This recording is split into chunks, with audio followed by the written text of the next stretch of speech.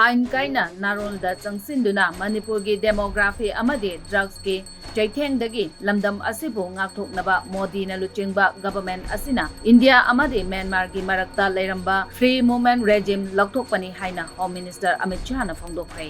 भाई और बहनों, कांग्रेस ने मणिपुर को नाकाबंदी वाला राज्य बनाया। आज मैं एक महत्वपूर्ण बात करने आपको आया हूं। मैं जानता हूं एक छोटे से राज्य के अंदर घुसपैठ कर यहां की डेमोग्राफी बदलने की षड्यंत्र चल रहा है।